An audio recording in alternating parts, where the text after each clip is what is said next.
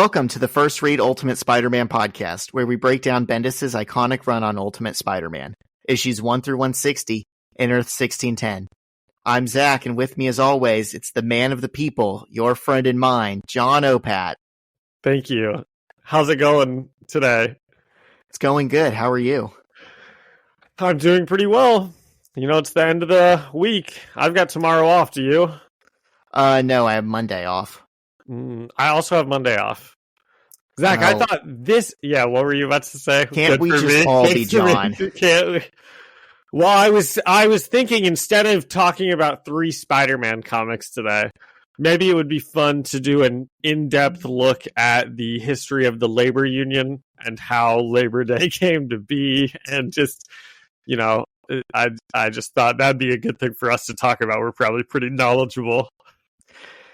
Do you find it amazing that, like, in our country, with just the stuff that kind of gets codified into, like, our national image and how we like to think of ourselves and with the things that we say we value, is it not amazing that we even have a Labor Day? It is. I mean, that was in the past. You know, that stuff was like important and all about it. And now we hate those types of things. Yeah. It is funny though that it's like Labor Day is so awesome, but you know, right. But I feel like both also parties are just like hell bent on union busting. I feel like union busting also used to be a great American tradition back in the day. You know? Yeah, that's true. Also, at least for one side. Actually, you know what? Now I do kind of want to look up the history of Labor Day. It's like Martin Luther King Jr. Day. You're like, got me, Zach. How'd that get passed? I mean, it's a good thing it did, but knowing our government, how? Well, you know what? Honestly, probably just to be cynical, because that's what happened, is the labor movement, and just like, you know, black people were probably like, hey, we should actually like get equal stuff, and everyone's like, or you could have a day for Martin Luther King Jr. because we're not racist. You know, look, we gave him his own day. Sure, everything he stood for we hate, but you know, I don't know it. Same thing with Labor Day. They're probably like, you know, yeah, we could raise the minimum wage and give you guys more money, but wouldn't one day off a year just be the best? You're probably dead on with that. I don't know it off the dome, but there is a famous Malcolm X quote that says something like actual change will never come willingly from the people in power. The best you'll ever get from them is like these ceremonial concessions and like platitudes and, you know, holidays. Yeah. Well, I actually think that this was a really good start to our Labor Day episode. Hell yeah. I think it was unplanned. I was going to say, you got anything going on this weekend? Big long weekend. I knew we had a lot to talk about because we've had a lot happen, both of us, I'm guessing, since we last spoke. And we've got, you know, weekend plans looking forward. But, you know, I do want to try and hit most of that after the issues to try and keep the length. You know what? I bet we could even find time to just hit those in the middle of everything, you know. Structure? What structure? We don't need no stinking structure. But while we were on our little leftists rant, have you ever heard of the podcast Blowback? No. I had not either, and then a friend posted about it on Instagram this week, and I've listened to the first 4 episodes, and it's about the Iraq War. And it's like, nothing like our podcast. It's really planned out and well produced and stuff. But I've just been like enthralled by that the last few days, and I thought that's something you'd like. Nice. Yeah. No, that sounds really interesting. Listen to people talk about the Iraq War in my free time. Okay. Just kidding. I'm making fun. I know. Sorry, Zach. It's one of those things where it's like, it's informative. It like tells you stuff that I had never heard. No, it's also insanely interesting. They're kind of funny about it too. Anyways, well, I'll maybe check it out. Yeah, put it on the list. Tell everybody. Yeah, I'll put it on the list. Yeah, that's fine. You don't have to. Okay. Let's throw it over to the Better Business Bureau. Every business says they're better. But the ones that earn and display the BBB seal back it up. It instantly identifies businesses that are committed to operating with integrity, honoring promises, and telling the truth. Makes you wonder why every business doesn't have it. So look for it, because it's looking out for you. That's why it's the sign of a better business. And find a better business anytime at bbb.org. And we're back. So this week we get 3 issues. 51, 52, 53, and we're going to do something interesting that we've never tried before. I barely even remember what we're going to do. So it's the Marvel method, baby. For 52, we're going to be doing it together. So I will cover the art, and John will give us the words, and we'll see how that works out. Great. I can't wait to see it. I'm sure the listeners are enthralled. I am. I don't know about them. So issue 51, this is called Shadow Puppets. It's written by Brian Michael Bendis, penciled by Mark Bagley, inked by Art to Bear, colored by J.D. Smith, and lettered by Chris Iliopoulos. And right off the bat, I gotta ring a bell. We don't actually have a bell, but John, I know put it in post. I know you love the bell that you think I'm putting in. Do we remember what Mary Jane Watson's dad was last week? What was his name? A dick. Oh, what was his name? Let me I'll give it to you. I don't know. It was Craig Watson. Okay. Aunt May called him that multiple times. She said, "Craig, get out of my house." So either she doesn't actually know his name, which would be pretty funny, or we caught him here, because on the first page, it like has the cast listed at the top, and they called him Gary Watson. Oh my gosh. We got him. We got him. We got him. Put the bell in. Put the alarm in. All right. Listeners, well, you hear that bell? Did you go back and look? I'm sure you went back and looked and definitely saw it said Craig, right? I caught this on my first, not my first ever read through, but like I read through these issues like a week ahead just to plan out what we're going to read. And then I go back and I take my notes. So like last week when we were covering those other issues, I already knew about this. Okay. So you did like go back and check. Yeah. I mean, I'm not lying here. Oh, well, I didn't say you were lying. I just wanted to make sure that you like actually went back into the last episode and were like, or issue. Yeah. Okay, Zach. I'm still doing it myself right this very second. I'll get into the... She says Craig. Okay. Wow, now that's interesting. Yeah. I guess technically we maybe didn't catch them because theoretically she could just not know his name. That would be funny. But I think they change it one because he also didn't correct her at all. I think they change it one more time in these issues. Well, that's what I'm about to go and see because I know that at some point they do say his name in this again. Okay, you can start, Zach, while I'm looking at this. All right, so we see 2 men in suits in an office watching the news report linking Spider-Man to Black Cat. And they turn it off and start talking about what they're going to do. And we've never seen these guys before, but we kind of figure out one of them is an associate of the Kingpin's, and the other was hired by Kingpin to deliver the stone tablet Black Cat stole last issue. And we don't really know why he got hired, so I called him an archaeologist/collector guy. And he says he wanted a good relationship with the Kingpin. And the other man glares at him and asks him to repeat that. And the first man catches his mistake and corrects himself and says, "Wilson Fisk. I meant to say Mr. Fisk." Because remember, John, he doesn't like being called the Kingpin of crime. Yep. Zach, you are going to love this. I am about to just make your day. I'm so sorry that I'm going to interrupt this, but this is going to make everybody's day. Because not only did we catch him, but we caught him good. All right? Because in the last issue, Mary Jane's dad's name is Craig. In the credits, his name is Gary.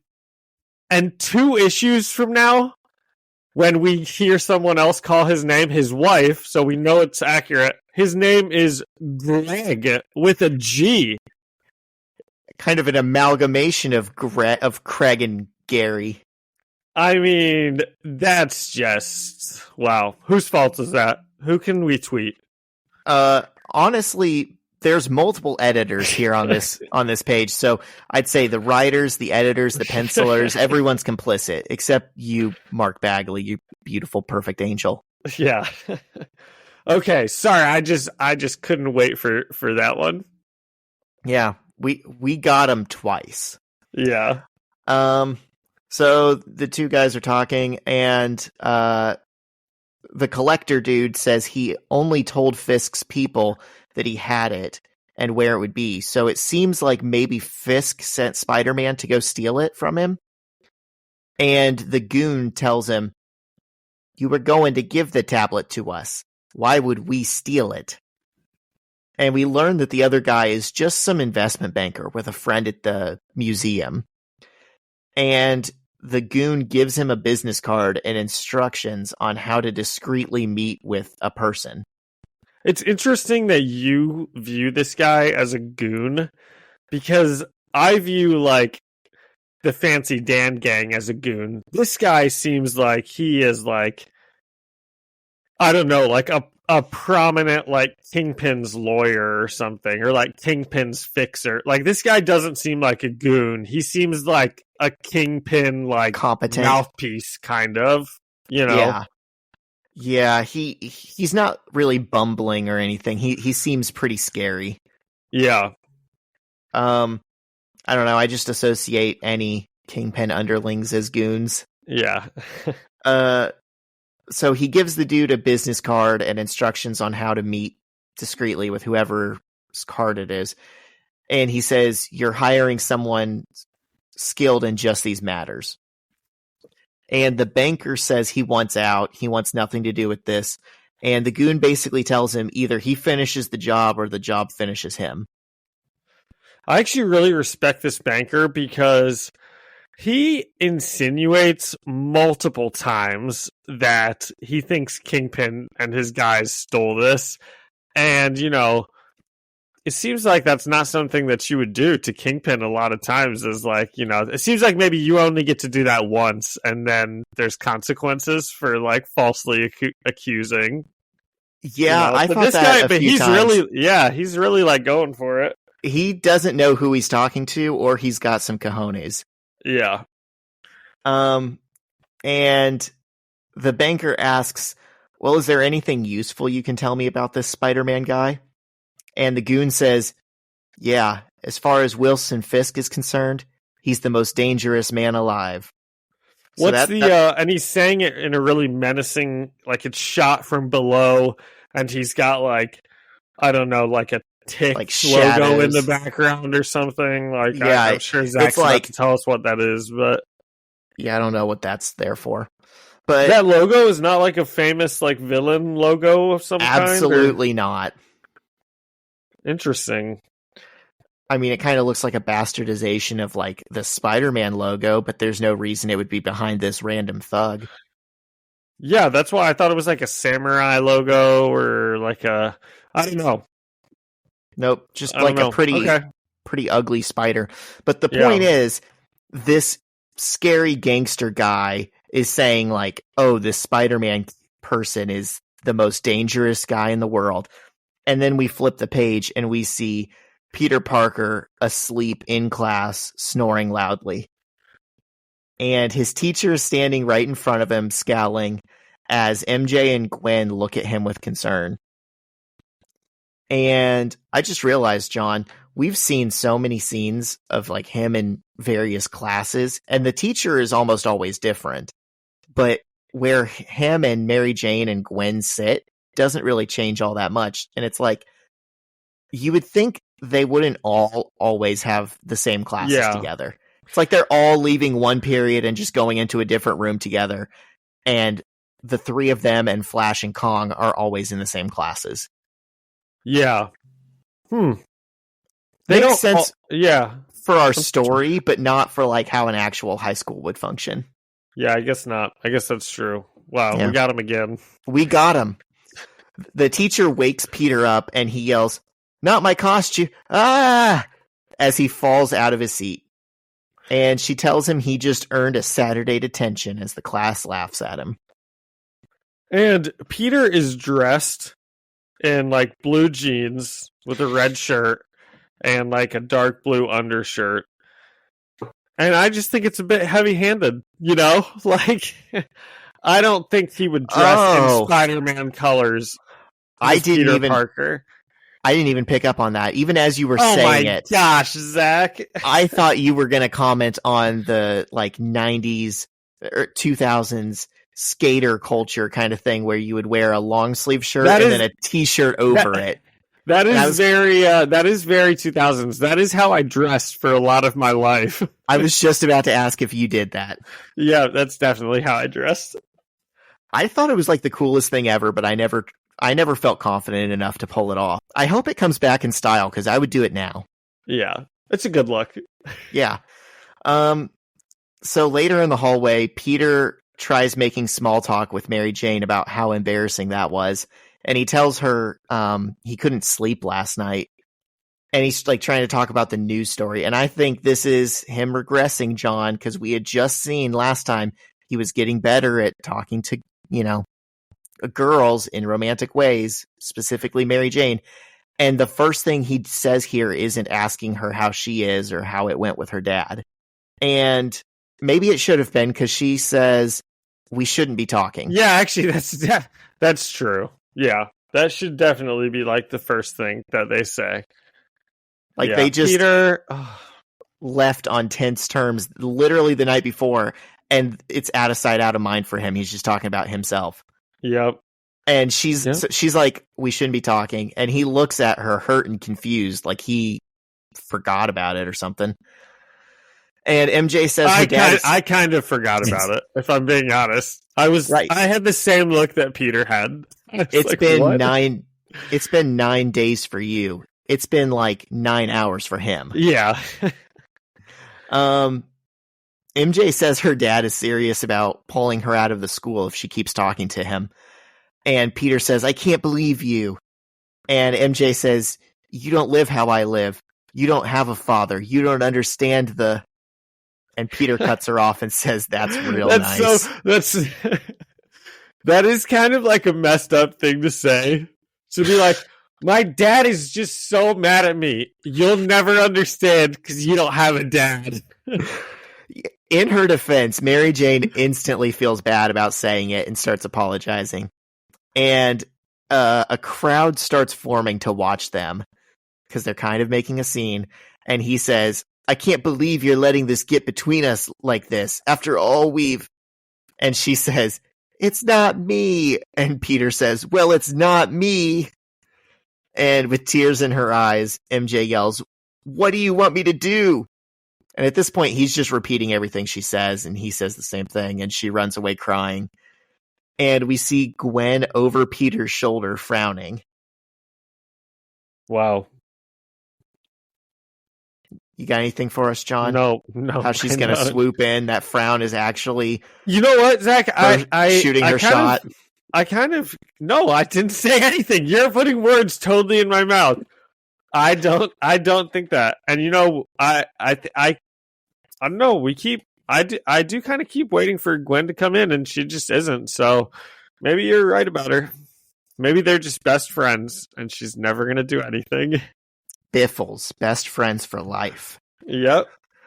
I do wish we could get more than two not words out of her happy for the last 10 issues. I kind of do also. She's really she talks to Aunt May more than anybody else. And even that hasn't been shown lately. I want to see more of her, and that's I want to just shown off screen. It's just what she's doing in life. We still don't see that. And you know who else I miss? Kong. Yep. And Liz and Flash, but like less than Kong. Yeah. Yeah, maybe Peter and Mary Jane just need to break up so we can get maybe some of these it's been a while since back. We've seen some of our homies. later at the Daily Bugle, Peter accidentally opens a letter and finds a wad of cash to pay for a personal ad someone wants to run. And the ad says, "Spider, Spider, I was intrigued by our last meeting. Were you? Life is too short. We should explore this. Meet me one roof over from the last. The cat." And we then see the bank dork from earlier enter a shadowy bar and give a package to a mysterious woman. And she says she already knows who the target is, and they're done here. And he asks her for a name, and she says, "You can call me Elektra. Now leave." And that night, Peter is lying awake in bed. Dude, oh my gosh. That conversation was so funny. It's this like dorky banker. He doesn't just like ask for her name. He's like, "You're just so pretty. Can you please tell me your name?" And he's got like gaga eyes, and then she like makes him run away. He's just a dork. He says, "I find you very attractive." Like, he doesn't even try and compliment her. He just makes it sound like scientific and awkward. Like, so official. Yeah. "I find you attractive. What's your name?" And then he runs off. Yeah. He couldn't handle her anyway. Nope. So Peter looks out his window, like, longingly, like, when will my husband return from war? And then he goes and grabs his phone to call Mary Jane. And because it's the 2000s, kids, there used to be things called landlines. So you wouldn't just call your girlfriend and it's her cell phone and it's in her room and she's the only one who answers it. It would be somewhere in the house and there'd be multiple phones and whoever got there first answers it. It's a little history lesson for you. Zach, that's even what you just explained kids are doing now is like 10 years old, because now they just can text all the time. They don't even have to like call. That's true. It was the most like mortified. I don't know. It was like embarrassing and like so hard to call a girl and have to like talk to her parents before you could like they'd put her out. That was just the worst. Yeah. Mortifying.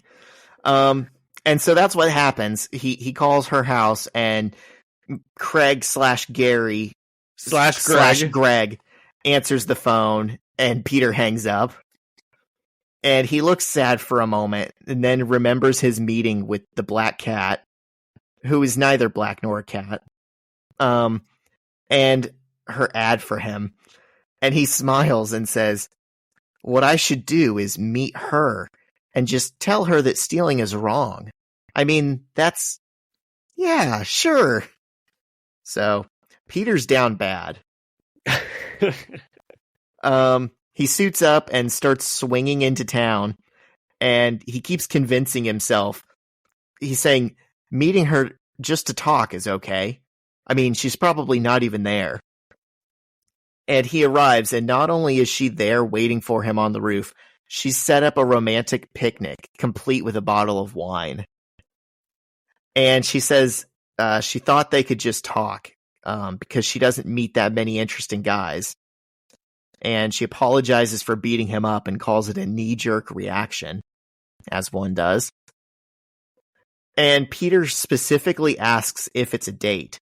And instead of answering directly, she says things like, "I brought wine. Are you married? Do you like girls?" And Peter ends up saying... Okay, so Zach, before you do this, so I was thinking this whole time, like, how did she, I mean, I guess she would have just stolen some wine, but, you know, I was thinking that these were both, like, 16-year-old kids up here and drinking wine, because I just thought Black Cat was, like, a young superhero also. Before we hopped on this pod, you told me that she's an adult? Yeah. Okay. She's an adult. Okay. And I think they mean to draw her like an adult, you know, she well, I looks mean, definitely, you know, developed. Yeah. Okay. Well, it's pretty weird because he's only 16. Right. And I'd like to go out on a limb and say giving kids alcohol and going on dates with them is wrong. And What I told you is she doesn't know who Spider-Man is. Why would she assume he's 16? Usually you can tell when a child is talking to you versus an adult. Usually, I mean... Zach, that does bring up a good point. Out. No, I'm just now realizing there have been people like what's his name? Everyone who meets him knows he's a kid. They're always like, this darn kid is ruining everything. Well, no, there have been people like Kingpin and Kraven who unmask him and are like disappointed. They're like, oh, it's just a kid. And then there's people who, you're right, they hear him talk and they're like, how old are you? And he's like 30, and they're like, okay, sure. So I don't know. Maybe he just like has a deep voice. Maybe he can pass for like a short adult. Yeah. It's hard to tell. Okay. But Peter says, well, I guess I can stay for a minute. And he pulls up his mask just high enough to drink the wine. And just then his spidey senses go off. And she takes off her mask. Yeah, she doesn't care. He pulls her out of the way just as a sigh flies at her. John, did you know what a sigh is? I called that a ninja sword in my notes. I had to Google what weapon does Raphael use in Ninja Turtles. I said throwing daggers. Well, it's the thing that Raphael uses in Ninja Turtles, and I Googled what that's called, and it's a sigh. Nice. Yeah. So yeah, how's one of that those spelled? SAI. Okay. So one of those gets thrown at her, and they dodge it, and then we see a large splash page of Elektra jumping onto the roof, throwing several throwing stars at them as the issue ends. Wow. Exciting. Yeah. I have a scale for us. Oh, good. I don't have one. All right. I don't have one on any of them. Out of 10 aliases for Mr. Watson, what would you give this issue? I thought that this one was just kind of okay. I gave it a 7 out of 10 aliases for Mr. Watson. Okay. All right. I'm going to give it a 7.5 just because I like that it makes me feel vindicated for last week saying Peter was maybe thinking about another woman or open to the thought of cheating on Mary Jane, even though he said he wasn't. Well, now I think we can definitively say that's happening. Well, now it is. I still don't know if it was last week. I think maybe you were reading into that, knowing what comes in the future. But I think there was enough given to us in that issue that we saw like the seeds of temptation kind of in his head. Yeah. Okay. When I read this one, I was like, "Oh, that's probably why Zach. This is why Zach was saying that last week." Yeah. I was like, he knew what was coming, so of course he knew that was actually happening, even though he didn't want to say it yet. You're not giving me a lot of credit as just a savvy reader. Yes, I am, but also at the same time, like when you read something for a second time or watch something for a second time, you can pick up stuff before that you didn't pick up on the first time reading through.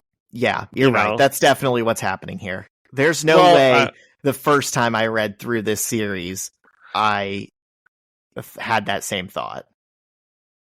Is that sarcasm? I can't. I'm serious. Oh, okay. I'm sure it went over my head. Okay. Okay. So yeah, I mean, pretty good. Still 7 out of 10. It was a good read. Elektra's fun. Black Cat's fun. I think this next issue might be fun, as we already talked about before the pod. Yeah. Well, I don't think we've really described Elektra, but she's also a 10. She is. She's got a nice outfit too, in a different way. Yeah. I can't say I blame the bank dork for shooting his shot with her. Definitely not. But he also had no Peter chance for in shooting hell. his shot with Black Cat. Well, you can because he had a girlfriend, but in general, would anyone do it? Yes. Yeah. If you're single, yeah. Yeah. All right. you ready to get into issue 52? I'm ready for it. And you know what? I usually always have the titles written down, and I actually don't have the title written down on this one. So This is the most oh my gosh. obvious title you could possibly choose for this issue. Oh my gosh. It's called Cat Fight. I could have guessed that. Cat Fight. And it's Spider-Man in between Elektra and Black Cat. And they look just a little like computer generated on this cover. You know what I think they look like? What?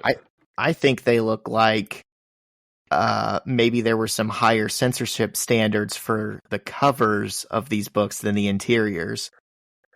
Oh, that makes sense. Because they're both showing about 3 square feet less cleavage than they will in these issues. So this is written by the same creative team that Zach already shouted out in the first issue. So we wake up on we open on Kingpin, who's awake in his bedroom. Zach, I just love seeing Kingpin. Gets me hyped. I thought you told me he wasn't in this for a while. I guess I forgot about this scene. And you forgot about the last Kingpin stuff. So yeah, that's why you can't trust me. I'm an unreliable narrator.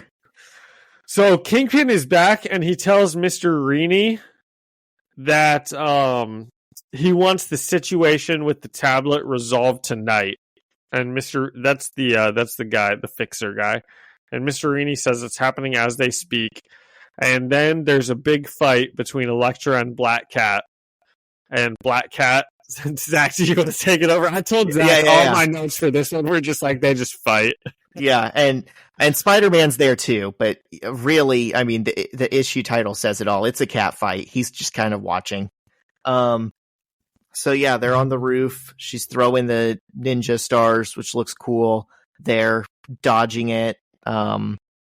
Just a lot of hand-to-hand combat with the girls, and all the speech bubbles are just hi, ha, grunt, just like random stuff, and then smacking sounds. It's really sounds. not that interesting of a fight, I don't think. You can tell maybe they were like stretched thin this month, and they were like, "Oh, they're thank like God, we set hair. up a fight." They're pulling hair. They grabbed a couple like pillows. They're hitting each other with pillows. Sometimes they're very martial artsy. Sometimes they're very like two girls fighting in a cafeteria. Like they alternate between very technical fighting and then just like getting dirty and pulling hair. I do. So Peter is watching this and he's like, "Oh man, I should help someone." And then he's like, he doesn't know who the good guy is. We need to help. And he's like, I mean, this girl is a cat burglar, so should I really help her? Yes. You were just sitting with her and then a dagger came through the air. Like, yeah, help her out a little bit. Yeah, that's your date, dude. But he's like, I picked the wrong side before, and that's true also. He's messed this up a lot. So the route he takes is just kind of inaction. He does a bunch of inaction, and then there's a full another scene of fighting, and then it's a close-up on his face, and he goes, someone should stop this. And it reminds me of all of whenever like terrible things happen in the countries, and all of the politicians just tweet out, someone should do something about this. And it's like, that's your job. You have to do this. Okay, so, and then probably the most interesting speech of this fight happens. We see Black Cat say, I'm not my father. Tell your master. Tell him I'm not my father.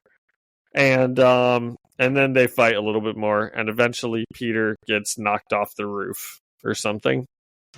He gets knocked off the roof and somehow doesn't catch himself with his webs, and he like falls through the entryway to, you know what I'm talking about. He's always falling off the roof. He's always being fine about it, and then he's always like, I can't believe I didn't die. Especially you have superpowers, man, and you're like great at swinging from rooftops. This is like right up your alleyway. If I had a nickel for every time he ran into this problem with that girl, Yeah. I'd have 2 nickels, which isn't a lot, but it's weird that it happened twice. It kind of, this is pretty abrupt. This issue's losing points for this. There's all this like non-important text in all these other pages because it's just fight scene after fight scene after fight scene. And then as he's climbing up the wall, there's like a whole book written off to the side. And I think that's where he's thinking like, oh, do I help the cat burglar? Do I help this other lady? I don't know, man. Decisions.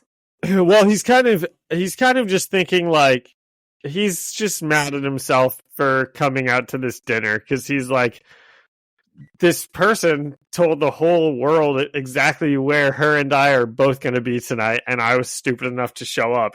And Mary Jane's my girlfriend, and he's just like yelling at himself as he climbs all the way back up the building. And you know what? I think he kind of should. Yeah, that's really bad decision making. He says 2 different times. He says, "I have a girlfriend," and then starts thinking about. And even though she's crazy, I still love her. And da da da da da da da. And then he comes back to the thought. He's like, I have a girlfriend. I don't necessarily think, Zach. Are we? I mean, we don't know what's going on in Peter's head, but I don't think it would have been the worst thing in the world for him to go and meet up with this person as long as his intentions were actually pure. You know, it's not terrible to meet other superhero people who are, you know, so the bad part was obviously his intentions weren't great. We can tell by his internal monologue, but right. If he had just gone to meet her, I don't think that's, you know, if he was going to meet Daredevil, would we say the same thing? Boys and girls can be friends, Zach. I know that, but we also have... I just told this to the 7th graders today. We also have a history of this that kind of got glossed over because it happened in one of the team-up issues, but do you remember when he was like... Well, that was with Elektra, right? No, didn't he meet up with Elektra in a team-up issue? He did fight Elektra, and she looked nothing like this. But when he was meeting with Black Widow, she said something like, do you know what a widow's kiss is? And he's like, does it involve tongue? And she gets like real close to his mouth and then like gives him a pressure point that knocks him out. And he definitely thought they were about to make out, and he would have done it. Peter. You dog. We are not proud of you right now. No. So he gets back up to the roof, and he's like, okay, I've got to stop this. And of course, both of the people are gone. And he lays down on a car. This is funny. On the top of the roof, and he remembers that it's black the blanket that they were having the picnic on. Oh, is it? So yes, that's not on the car. It does kind of, oh no, it's just on. I don't know. It kind There's of a bump like it to was it on a car first, but why would a car be on a roof? Yeah. So he lays on the blanket, and he remembers that Black Cat said something about not being her father. And just then, a police officer runs through the door of the roof, and Spidey just looks at him and says, "Shh, I'm thinking." You missed the best part. In between those two panels, he says, I'm not my father. Who's her father? Batman? Oh, yeah. So we've got confirmation that in this universe, there's some kind DC of Batman Comics media. Yeah. Yeah. So back at Kingpin's, Mr. Reaney says that Elektra was unsuccessful, but something that Black Cat said during the fight could help discover her identity. And I just don't understand why Black Cat said this, what she said. If they didn't know who she was already, it's just not, it doesn't make sense. Yeah, it's stupid. It's her version of every time Peter said, oh no, you took off my mask. Now you know I'm Peter Parker. And they're like, we do now. We didn't recognize your face. She just did that to herself. It's just so stupid. It's disappointing after we just had that really cool issue that introduced her and showed how competent she was and that she thinks of everything. And then she just casually She must have says this. She must have thought that they were sending someone to kill her because of what happened with her dad. And they had already figured out her identity, and that's why they were tracking her. Yeah. And so they were actually just tracking her because she stole the tablet. They didn't know that, I think they were tracking Spider-Man. Because all their conversations were about Spider-Man. The news said that Spider-Man was working with them. The bank dork thought Spider-Man was the one who robbed him. So I think they were showing up there to meet Spider-Man. But that I think they were showing up there and she was fighting Felicia Hardy. I think Elektra showed up there because everybody in the city saw all of the ads that Black Cat put out. Right. So they knew that they would both be there. It doesn't make sense to me, though, that she wasn't even trying to fight Spider-Man. Because she showed up the tablet back. Right, but all the other characters seem to think that they were working together and that Spider-Man might have the tablet. I don't know. I would ring the bell because I think we might have got him again, but I'm not confident. I don't think so. I think we are just assuming that Kingpin and them know that it was the Black Cat person that stole the tablet, not Spider-Man that stole the tablet. Right? They might know that she has it, but not know what her identity is. Yeah, but she thinks they do. And she just gave it away the second she saw them. It's dumb. And then we switch, and Aunt May gets a panicked call in the middle of the night from MJ's mom. MJ has taken her clothes and money and ran away. And MJ's mom asks if Peter is there, and May says she's going to go wake him up. And we know that he's not there. So, and then the issue ends. What'd you think? Pretty good. Pretty interesting. It was just, that was a fast read, man. That was like...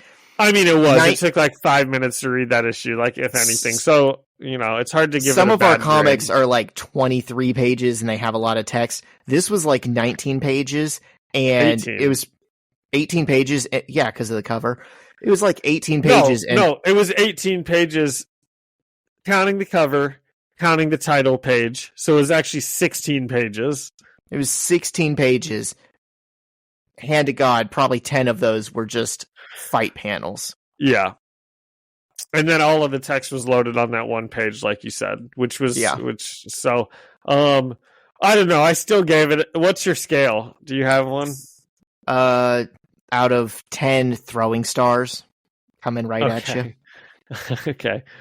I still gave it a 7 out of 10, but I don't know. It feels like it should probably be like a 6. Yeah, I'm going to give it a 5. It's like nothing was like atrocious in it, but I've just come to expect better from this team. Yeah. Yeah, okay. 5's good. That seems about right, Yep. But it's hard to give it a bad grade when it took like 5 minutes to read. It's right. Like, whatever. Okay, thanks for getting. We had 3 issues to cover this week. Thanks for one of them being a short one. 7 out of 10. It's not that it wasn't enjoyable. There's just not much to it. Yeah.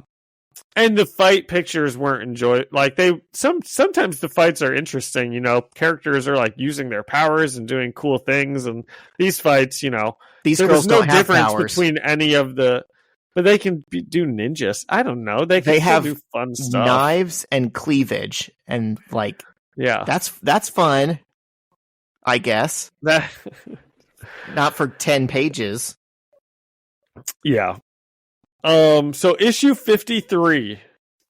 This one is called Daughters. And Aunt May is running through the house to wake Peter up. And she gets into his room and she realizes that he's gone.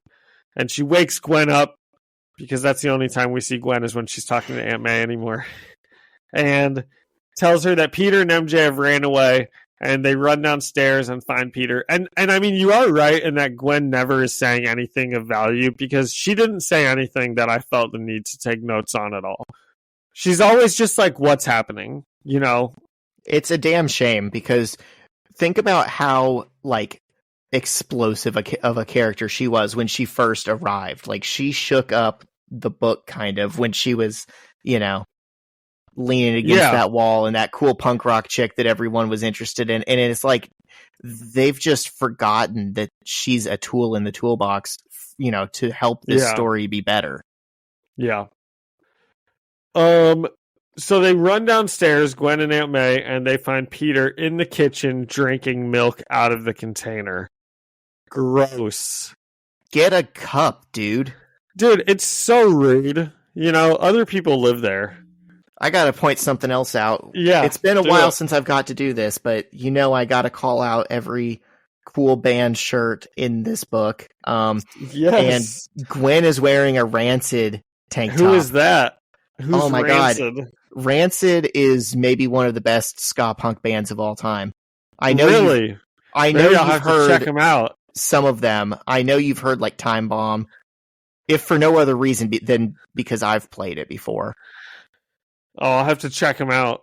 They're really fun live. That I'm going to put on the list and actually listen to. Oh, good. Them. Okay. So Peter says he was up working on his paper, and May asks him multiple times if Mary Jane is there, if she's in the basement or just anywhere, before telling him that she ran away. And Peter immediately sprints down the street to the Watsons in his boxers and tank top. And no shoes. And Mr. Gary, no, I'm sorry, in this issue, it's Mr. Greg Watson is at the door. You know what? I'm going to go back to the title page. It still said Gary. Oh my gosh. Are you serious? John, did you watch Parks and Rec? Oh, yeah, of course, yeah. Gary and Jerry. This is Gary, Jerry, Terry, Larry. This is amazing. How did they... This is a colossal failure. This is like From watching the editing team. This is tough. Yeah. This is like watching the 2007 Patriots lose in the Super Bowl. I mean, this is a who's who of writing, editing, art. How does nobody prime. catch this? We can't even lock down Mary Jane's dad's name. I mean, come on, guys. It's different 3 times. Okay. Wow, we really got him. You gotta put alarms all over this issue.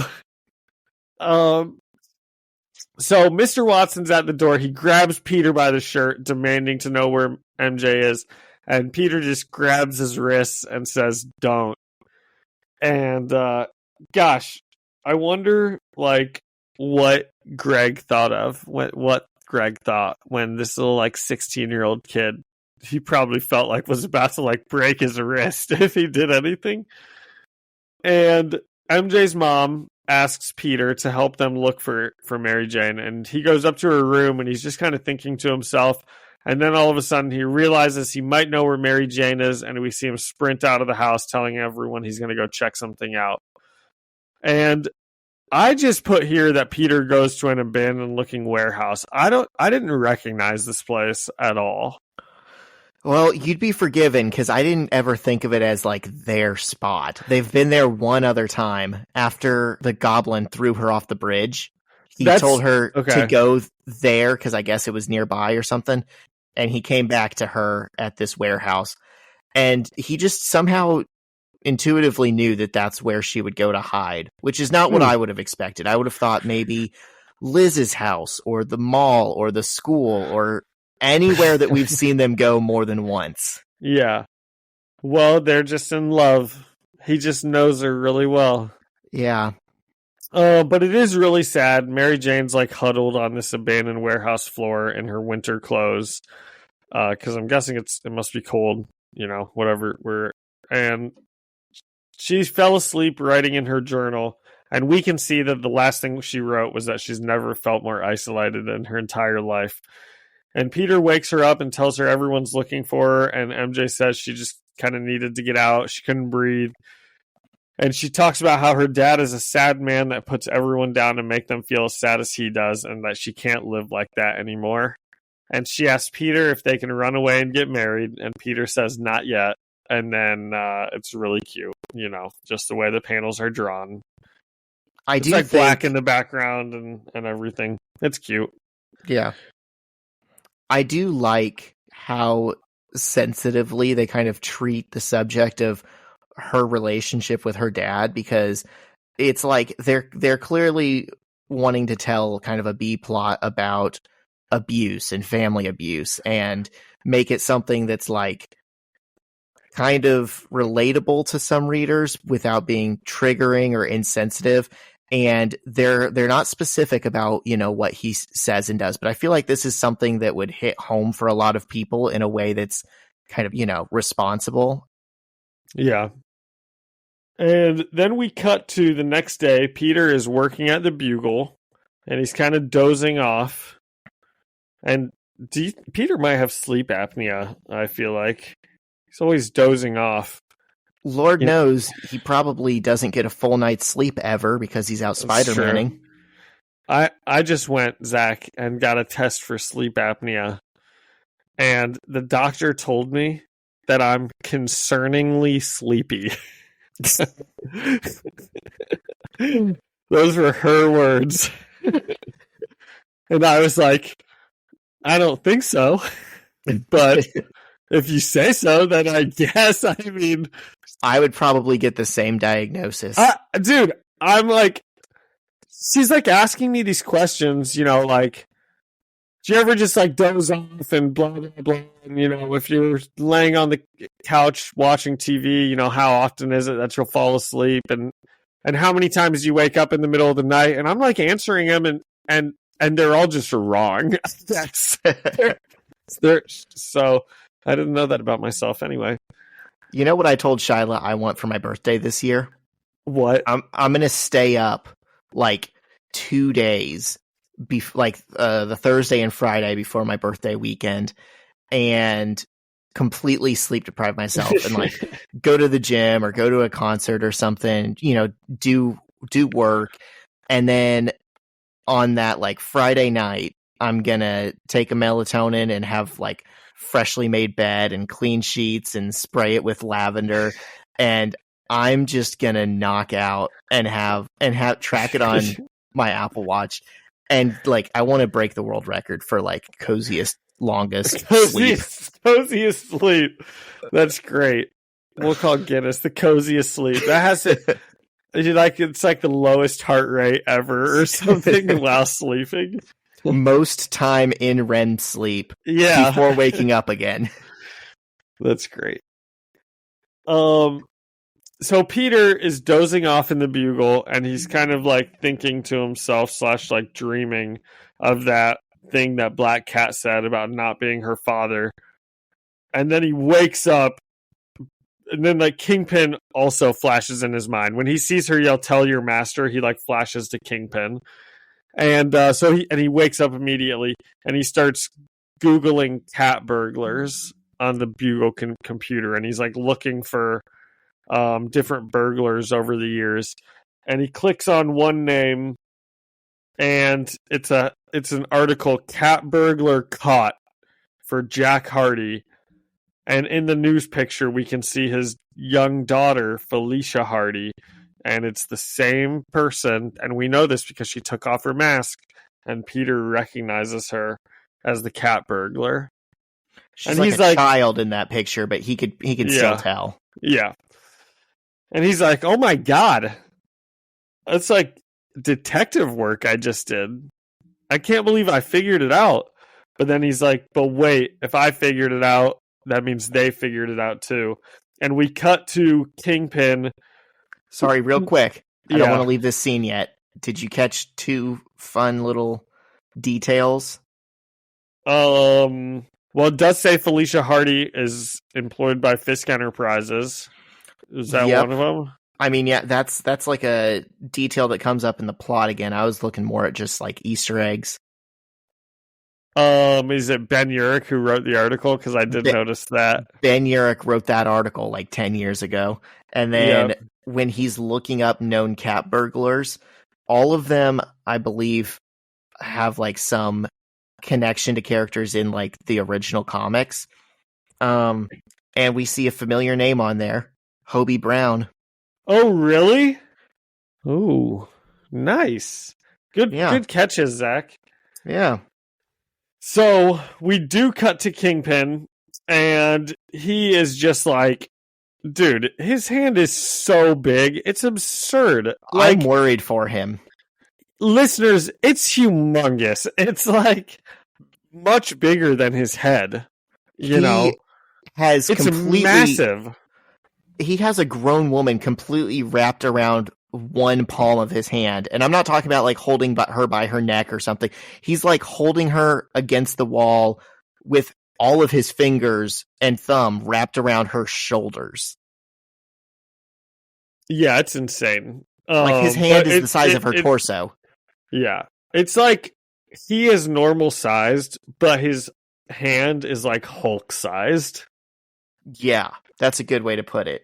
His hand is at least twice as big as his head. Yeah. Especially in that first panel. It kind of gets smaller in the rest of them, but in that first one. But anyway, so he's got her grabbed up against the wall in her house, and Elektra's there. She's pointing the sai at her. Nice. And he demands the tablet back. And then we see someone off screen call out, which we pretty much always know Spider-Man when someone like yells something from off screen. Boy, I haven't seen you this angry since the Colonel wouldn't tell you his recipe for the secret spices. It's not his best. Another fat joke. It's not his best. And he's got nothing to do with KFC. If this guy looked like Colonel Sanders, then you could maybe make a KFC joke. But I get that Spider-Man. He was probably on a countdown. He probably didn't take too much time coming up with that because he can see she's about to get crushed. So. But also, he was swinging over there. He could have been workshopping while he was swinging. That's true. If this was expect him to be doing that, actually. If this was like his 10th quip in a single fight, I could expect it to not be his best work. But this is what he led with, man. Yeah. So Peter bursts in. He webs up Elektra and Kingpin. He and Felicia are able to escape. I didn't really even see what happened. He just kicks him and punches him a little bit or something, or he just Spider-Man's around. Yeah, kind of. He Spider-Man's around. He webs him in the face. He like webs Kingpin's shoes together or something, and he trips, or I don't know. He doesn't do that, but he should. But it does kind of look like Kingpin is like tripping over his shoes in one panel. That would be a really fun. Oh wait, he already did that, didn't he? He already did that to Kingpin in the last issue. Web his shoes to the ground. Yeah.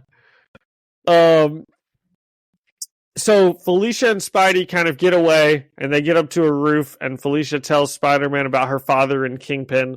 Her father was a jewel thief, and Kingpin killed him or something, or threw him in jail, and then he died in jail. And what's the deal with that? Why are they mad at Kingpin for that reason, Zach? You got to remind me. Sorry. Well, she says, he killed my father. He betrayed him and let him rot. I'm going to destroy him. Okay. Everything he says he wants, I will take away from him.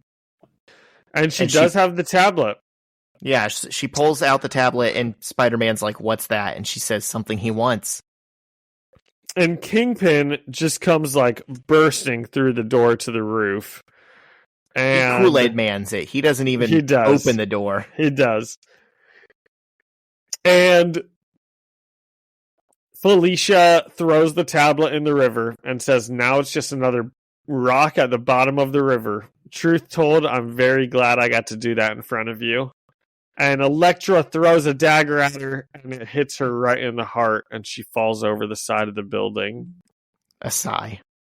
Sad. A sigh. She threw a sigh. Oh, I thought you were saying like sigh. Like a heavy breath for her death. So Spider-Man jumps down to look for Felicia. He can't find her anywhere. She's gone. And we then hear a voiceover of someone talking about the tablet. Zach, do you want to give it a good Vince D'Onofrio impression? I didn't believe in the tablet. I'm sorry, it's the way that I am. I cannot find the logic to it. Or maybe you don't have to do the whole thing if you don't want. Was that really bad? No, it wasn't. It wasn't bad at all. But it was a lot of words. Like I wasn't going to do the whole thing at all. It's not. It doesn't sound like a hard voice to do, but it just kind of messes with your throat after a while. It's the way he does it. He's got it. He's like a big child, but he's like a powerful big child. He's still like the scary kind of. And in that way, he's the most kingpin actor ever. Yeah. And but we kind of learned during this voiceover, apparently this tablet is something that he's speaking to someone in a coma, and this person in a coma wanted the tablet because they thought it might help, and Kingpin I was trying to get it to see if it helps, even though he doesn't think it would, and then we see that it's his... I'll just say it, Zach. Absolutely stunning wife, Vanessa, in a coma. Girlfriend in a coma. I know. Kingpin's it's serious. That game. Wait, what? Smith's quote. Girlfriend in a coma. I know. It's serious. Oh my gosh, I can't believe that's a song. Yeah. That would be funny if that's what Kingpin was listening to. It's his favorite band, man. And basically, he says he's running out of ideas and that these people are taking away their chance at happiness and they mock us. And then he says, please wake up. Oh, it's kind of cute. Yeah. You're getting the human motivations behind, this monster that we thought was just like a capitalist. Yeah.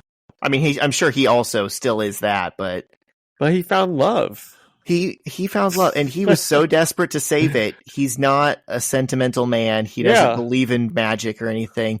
But he was gonna get this ancient tablet that has healing properties. He could be doing a ton of things with his time. He could be robbing banks, putting politicians in charge, taking away Labor Day, and instead fixing the World Series. Yep. And instead, he's just trying to save his wife. And I don't know. Maybe Spider-Man's in the wrong. I think he's also doing those other things. Yeah. I think he can walk and chew gum at the same time. Yeah. What did you think of this one? And do you have a scale? Ooh. I don't have a scale. I think I liked this better than the other two issues. Out of 10 amulets... tablets thrown in the river. Yeah. Oh, I'm going to say 8 tablets at the bottom of that river. Nice. That's pretty good. I said 7.5 tablets, but I did like this one more than the other ones. It had a lot more going on. Yeah. It used more characters. It told more of a story. It made Kingpin seem relatable. Mm-hmm. I always like seeing Kingpin, you know. So what you got anything else on these issues? What's our next issues? Answer both of those questions. I don't have anything else for these issues. I believe next week we're in 54 and 55. Yeah. Zach, that was always a key door-to-door sales technique, is you ask people a question and then you just pummel another question right after them, and it almost makes them start talking about something, Oh my gosh, that's such a cool flag. I don't know, where'd you get it? Oh, did you get it at this place? I don't whatever, just boom. Oh, what kind of dog is that? Hey, who do you got for your home internet? What kind of dog is that? Does he like to play a lot of video games? What kind of speed is he using on the internet? Cool. So is that just for personal use, or you do a lot of streaming? Yeah, look at that. 2 questions. So no, but do you have anything else? Not for the issues. Okay. If we're ready to move on. I know you had... No, I meant, so what's next week? You had to answer that one too. Oh, 54 and 55. Next week, issue 54 and 55. Okay. Spider-Man Goes to Hollywood. What? Really? Yeah. Is he going to be in a talkie? Okay. Well, you said we had a lot to talk about at the end of the issue. So, Webheads, if you just come for the Spider-Man talk, I think that you might be free to go. Is that true? Well, we don't want to tell them that. But no. Well, I'm just you can't stop them from leaving. Yeah, exactly. We want you to stay, but if you're going to click off, now's the time. For those of you that care about us, stick around. So, That's John, okay. last time we spoke, you had an overnight field trip and then fantasy football league draft. Tell me about those. How'd that go? They went fine. The retreat deserved that. They went fine. It was fine. It was just like 36 hours at a Catholic school retreat. Like it was, a whole bunch of like leadership things, and the 8th graders are great and they don't annoy me at all, and they're just great little leaders for the school. So and that's on record, Zach. That's on transcript. Okay. Yeah. How'd And the draft go? Okay, the draft. Okay, so I actually was wheeling and dealing quite a bit at this draft. We do draft day trades, and I get bored, So I was wheeling and dealing a little bit. So I was the 12th pick, and I traded my first round pick and second round pick for the person who drafts 8th, first round pick and second round pick. So I move up 4 spots in the first, I move down 4 spots in the second, and then we also swapped fourths. So I moved down 4 spots in the fourth. So that was kind of like what I traded to move up, So because of that, here's the team I got, and then there's the team You've already dealt, guys. No, well, it's like, so I got with those trades, I got Tyreek Hill, and then at the 8, which I was psyched about. That's like the whole reason I made that trade, was because I was like, okay, Tyreek Hill's still there, I'll take him. So because I feel like he could be like a top, the number 1 receiver of the year, or he's at least got that chance. And then I hated everybody that was coming back to me, so I made another trade. I moved back 2 more picks in the second, and because of that, I moved up like 5 or 7 picks in the third. It was like I think I moved up 7 picks in the third just to move down 2 picks in the second, and I hated everyone in the second anyways. So then I moved down further, and I ended up getting Joe Mixon in the second, and then I got Lamar Jackson in the third. That was just my pick. That wasn't the one we traded. It was the 4th round that I moved up the 7 picks. And in that one, I snagged Breece Hall with it earlier than I would have been able to. So that was kind of like the full extent of the trades. And it might not have been good for me, because if I just sat put, whatever, I would have gotten Stephon Diggs and Josh Jacobs as my first 2 picks. And instead, I got Tyreek Hill and Joe Mixon. So I maybe would rather have Diggs Jacobs out of those things, but I wouldn't have gotten Breece Hall, which is really what the kicker of that is. So, when that'll come in handy? Playoffs. Yeah. Everyone's fading him because he's going to be hurt like early on in the season. I never care about that. Me neither. I think he's actually going to be. I think that was a good pick. So I actually really like my team. I've got Tyreek Hill, Mike Williams, Cortland Sutton as my top 3 receivers, and Sutton I think is also could be good. Jerry Jeudy's hurt for and they just traded Albert O away. Yeah, and then I've got Joe Mixon, Breece Hall as my starting running backs, Lamar Jackson, QB, and Juwan Johnson on the Saints as my tight end. I just got him with like my last pick. Right. I know he's supposed to be like a kind of a sleeper. Maybe he'll win me the league. Yeah. Well, cool. Sounds like you did pretty well. Yep. Yeah, it was fun. Yep. How was your week? Did you do anything fun? I did. On Friday, I went and saw The Offspring, Sum 41, and Simple Plan. Oh my gosh, what a group of bands. I know. And obviously, I got into the pit. That's what I was about to ask. Shiloh saw one of her students there, which was kind of funny. Oh my gosh, I would die. I would die if I went to anywhere. Well, dude, that sounds like an awesome show. Yeah, it's pretty good. Nice. You doing anything this weekend? Yeah, this weekend is actually Shiloh's birthday, and I gotta talk low because okay. I don't want her my to gosh, that's hear right. this. Yeah, Zach, before we got on, Zach said that. I don't know why I'm talking low. She's not she here. Can't hear you, dude. Before we hopped on, he told me it was her birthday and he's got a surprise planned. And I actually haven't heard this either. So, I mean, it's nothing that big, but there's a beach that we found in Milwaukee that we like. And I know that sounds dulcet tones. That sounds like it would suck, but it actually doesn't. No way. That sounds awesome. It's honestly, I would put it up there with like some Florida beaches I've been to. Like, have you checked the weather? Really nice. Weather's supposed to be good. Nice. So just gonna put her in the car and be like, let's go get breakfast, and already have like swimsuits and towels and stuff in the back, and then just make a little day trip of it. Oh, that's awesome. Are you okay? What's up? Nothing. I'm trusting that Shyla is the type of person that would be okay with being told you were going to get like breakfast and then being on like a 6-hour road trip. She knows something's happening, but she doesn't know what. Okay. I trust you, Zach. You've got this in the bag. We'll see. We always have like bad luck on her birthdays.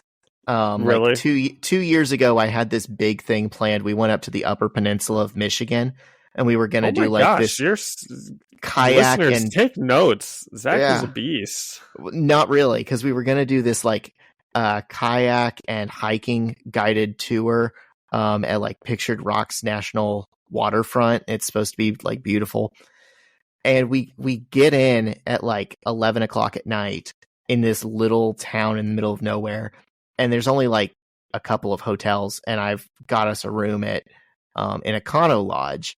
And they catfished me online. They posted pictures of what was probably the best Econo Lodge anywhere in the country. And we end up with one with a broken AC unit and like dog hair on the bed and like stains in the sheets and oh my gosh. The oh my gosh. Bathtub looked like it had like blood stains on it and stuff. And then gosh, did you talk to the people? Yeah, we canceled the second night. We were like, we're just going to sleep in the car the next day. And then we got up to do our like paddle and hike. And I was like, well, at least that'll save us. That'll fix the weekend. And we got there and they were like, yeah, the water's choppy today. Governor's orders. No boats are allowed to go out. You folks will get refunded. Yeah. So we drove back home and just stopped at Six Flags on the way. Okay, well that sounds awesome anyways. But it's just like something like that always, something out of our control always goes wrong on her birthday. So I was like, this year I'm just going to keep it simple and hopefully nothing can go wrong. Yeah. It's not super complicated. But dude, that does sound awesome. You'll have to let me and all the listeners know how it went next week. Yeah, for sure. You got anything else? I don't think that I do. Yeah. Do you?